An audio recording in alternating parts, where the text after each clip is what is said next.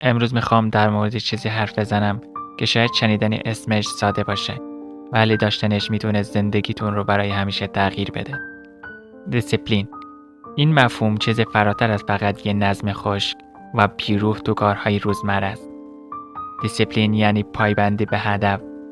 حتی وقتی انگیزتون از بین رفته، دیسیپلین اون نیروی نامرئیه که تو سخت‌ترین لحظات کنار شماست و کمک میکنه ادامه بدین. جایی که بقیه دست از تلاش برمی‌دارن. حالا چرا دیسیپلین اینقدر مهمه؟ دیسیپلین کلید واقعی موفقیته. تو زندگی افراد موفق که نگاه کنیم، می‌بینیم اونا همیشه تو بهترین شرایط نبودن. اونا فقط یاد گرفتن که حتی بدون حس و حال هم همون مسیر رو که انتخاب کردن ادامه بدن. خیلی از ما هم منتظریم تا حس و حال خوب پیدا کنیم و شروع کنیم. اما حقیقت اینه که انگیزه مثل یه جرقه است. میاد و میره. این دیسیپلینه که تو هر شرایط شما رو سر پا نگه میداره. دیسیپلینی قولیه که به خودتون میدین. مثل اینه که با خودتون پیمان ببندین حتی تو روزهای سخت پای اون قول و قرار بمونید. چون میدونید که شما شایسته بهترین ها هستید. شاید از دید بقیه مسیر موفقیت سریع و بزرگ به نظر برسه. ولی هر قدمی کوچیک و پیوسته‌ای که برمیدارید همون چیزیه که شما رو به هدفتون میرسونه. امروز قراره با هم به عمق این مفهوم بریم.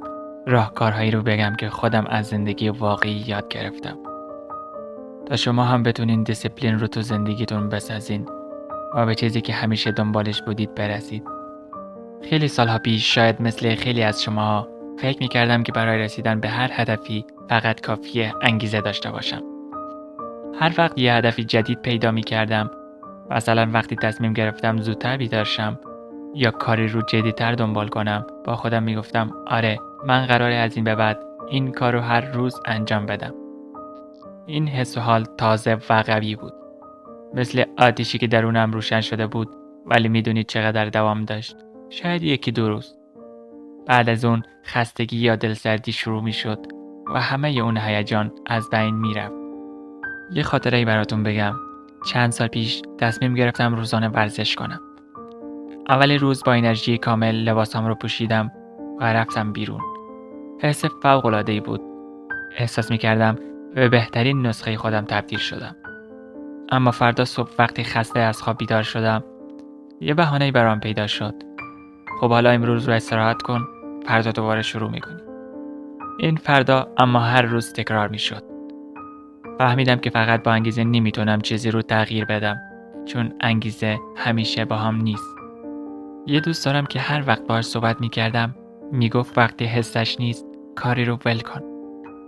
اوایل خیلی به حرفش گوش میدادم. فکر میکردم این راهی درستیه. اما کم کم به خودم اومدم و دیدم که ماها گذشته و من هنوز سر جای اولم هستم. بدون هیچ تغییری. اون روز بود که به دیسیپلین فکر کردم. به اون مفهوم که شاید کلیدی همه این ماجراها باشه. دیسیپلین یه چیزی عجیب و خاصه. شاید از دور شبیه زنجیر به نظر بیاد که داره دست و پات رو میبنده، ولی در اصل همون چیزیه که آزادی واقعی رو بهت میده. شاید اول سخت باشه، اما هر بار که به برنامه‌ات پایبند میمونی احساس قدرت میکنی. حتی بیشتر از وقتی که کاری راحت‌تری رو انتخاب میکنی. دیسیپلین یعنی وقتی همه چیز برخلاف توه باز هم پابرجات بمونی. یادم یه روز سرد زمستون که انگیزه‌ای برای بیدار شدن نداشتم. با خودم عهد بستم که دیگه با بهونه و تنبلی از برنامه فاصله نگیرم. اون روز تو خودم قدرتی پیدا کردم که قبلش ندیده بودم. بذارید یه مثال از زندگی یه آشنایی دیگه هم بزنم. اون آدمی بود که همیشه در مورد تغییر صحبت میکرد. هر بار که با هم صحبت میکردیم یه هدفی جدید داشت. یه روز میخواست زبانی جدید یاد بگیره، روزی دیگه میخواست کار آفرینی کنه، روزی دیگه از تغییر سبک زندگیش میگفت. ولی مشکل این بود که همیشه یه جای کارش میلنگید. چون به محض اینکه یه مانعی کوچیکی جلوی راهش قرار میگرفت از پا میافتاد. همیشه بهانه‌هایی مثل خستگی، کمبود وقت یا شرایط نامناسب رو وسط میکشید. اما حقیقت اینه که اون هیچ وقت دیسیپلین واقعی نداشت. کم کم برام واضح شد که آدم‌هایی که تو زندگیشون واقعا موفقن از یه جایگاه متفاوت نسبت به بقیه برخوردارن. شاید هر روز صبح بیدار میشن و همون کاری رو انجام میدن که هیچ حس و حالی بهشون ندارن، ولی همین حرکت های ساده و تکراریه که اونها رو متفاوت میکنه. یه نکته دیگه هم بگم که دیسیپلین به معنای شکنجه یا سختگیری بی دلیل به خودت نیست. خیلی وقتا از خودمون توقع داریم که بی وقفه کار کنیم و هیچ وقت کم نیاریم. ولی دیسیپلین یه مسیر واقع بینانه است. این که بدونیم چه هدفهایی رو دنبال کنیم و چه زمانی به استراحت نیاز داریم. یه زمانهایی بود که فکر می‌کردم اگه یه روز از برنامه‌ام عقب بمونم دیگه تمومه. ولی فهمیدم که استراحت هم بخشی از این دیسیپلینه. یه روز که بعد از یه شکست بزرگ دوباره تو فکرهای خودم غرق شده بودم، به یه نقطه عجیبی رسیدم. داشتم به همه زمانهای فکر می‌کردم که شروع کرده بودم ولی تموم نکرده بودم. به همه اون برنامه‌ها و هدف‌های قشنگی که تو ذهنم ساخته بودم، اما بعد از یه مدتی جا زدم و کنار گذاشتم. اون شب دیر وقت بود که تصمیم گرفتم دیگه دنبال چیزهایی که سریع و راحت به دست میاد نباشم. دیگه نمیخواستم کسی باشم که فقط وقتی انگیزه داره کار کنه. میخواستم کسی باشم که حتی وقتی سخت‌ترین روزهاشه باز هم به مسیرش وفادار بمونه. فردای اون روز اولین قدم رو برداشتم. کاری رو انتخاب کردم که میدونستم برام سخته ولی از انجامش فرار نمی کردم. نمیدونید چقدر برام سخت بود که هر روز بدون استثنا همون کار رو تکرار کنم. روزای اول هر صبح با بیمیلی از خواب بیدار می شدم و به خودم یادآوری می کردم که اگه حالا جا بزنم باز هم مثل بقیه وقتها دست از تلاش برداشتم. اما یه چیز عجیبی اتفاق افتاد. بعد از چند روز که از بیدار شدنهای اجباری گذشت، حس کردم دارم قدرتی درونم پیدا می کنم. یه جوری قدرت که نمیذاشت جا بزنم. حتی وقتی دیگه هیچ دلیلی برای ادامه دادن نمیدیدم و هر روز که جلوتر میرفتم متوجه یه حقیقت دیگه می شدم. دیسیپلین فقط یه نیروی عادی نیست. دیسیپلین باعث میشه اون نسخه جدیدی از خودت رو کشف کنی. همون نسخه‌ای که شاید سالهاست منتظرشی ولی هیچ وقت به خودت فرصت ندادی تا واقعاً ببینیش. از اون روزا زمانی زیادی گذشت ولی هر وقت در شرایط سختی قرار میگیرم و میبینم که یه حس درونم هست که نمیذاره جا بزنم، با خودم میگم که این همون دیسیپلینه که من رو از گذشته‌ام جدا کرده. میدونین خیلی ها منتظرن تا یه روزی انگیزه بیان سراغشون، یه روزی که همه چی عالی باشه، یه روزی که شرایط براشون راحت تر شه. ولی چیزی که من یاد گرفتم اینه که دیسیپلین یعنی بپذیری که هر روز مثل بقیه روزها نیست. اما همین که تو ادامه بدی، تو داری به همون نقطه‌ای میرسی که همیشه آرزوش رو داشتی. از اون سالها تا الان دیسیپلین مثل یه سلاح قدرتمند کنارم مونده. روزهای سختی از کس میکنم دیگه تحمل ندارم.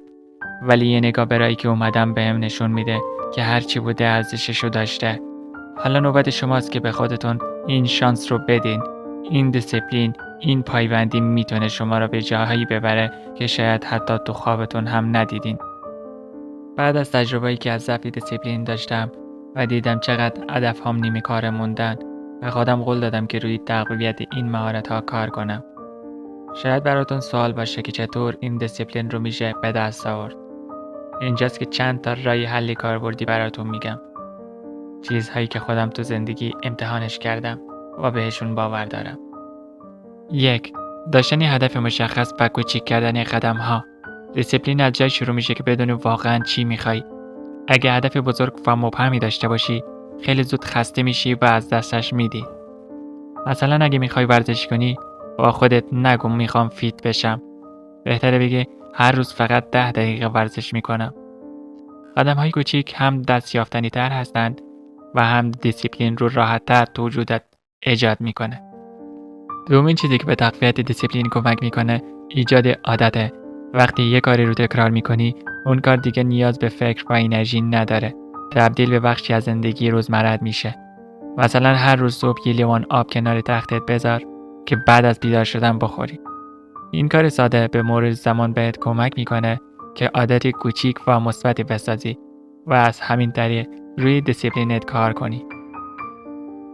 یه راه دیگه اینه که برای خودت یاد آوری‌هایی بسازی.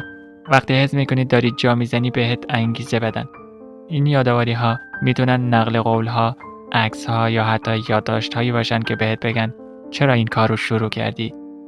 همیشه یادمون باشه که دیسیپلین نیاز به خود کنترلی داره و وقتی که برای هدفهامون یاد آور میذاریم به خودمون کمک میکنیم که تو مسیر بمونیم.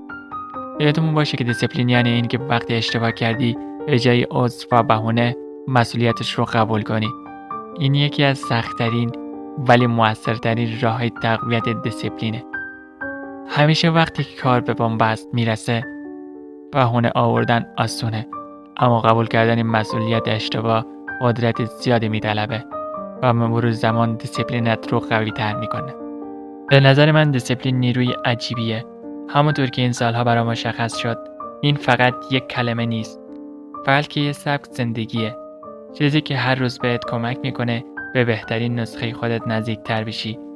پس به جای اینکه منتظر شرایط ایدئال باشی یا به بهانه‌ها اجازه بدی از مسیر خارجت کنه، یه قدم کوچیک بردار. شاید سخت باشه، ولی باور کن با ادامه دادن این مسیر یه روزی برمیگردی به خودت افتخار میکنی که پای همه سختی‌ها و مانع‌ها ایستادی و دیسیپلین رو تو وجودت ساختی.